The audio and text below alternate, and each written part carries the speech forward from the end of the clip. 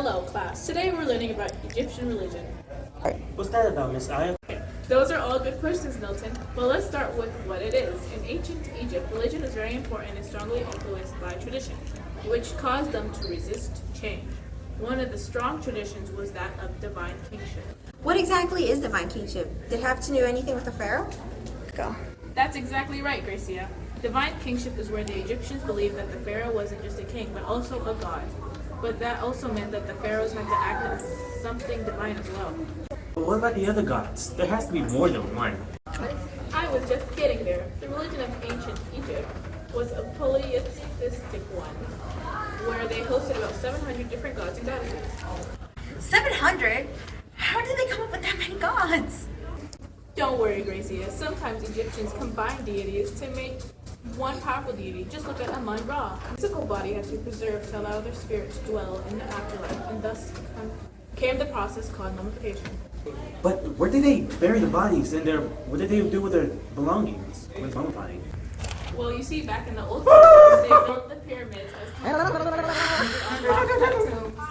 were used to bury them. The most famous pyramids that were built were the Sphinx and that was built for Khafre, and the Great Pyramid at Giza was built for Khufu. But Miss Aya, what about the priests and followers they had? What did they do?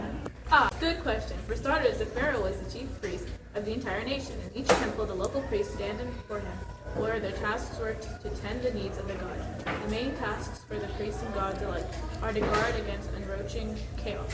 For example, getting the sun up in the morning and bringing it down at night. They also help the dead into the next world, which Egyptians confidently believed would be just as pleasant as this one, and remarkably simple. But I know there are like more than 700 of them. But which one was most mentioned? First of all, there is the sun god Ra. Then there is Thoth, god of the moon, magic and writing. Seth, the god of storms and chaos. Horus, the god of war and Seth's opponent.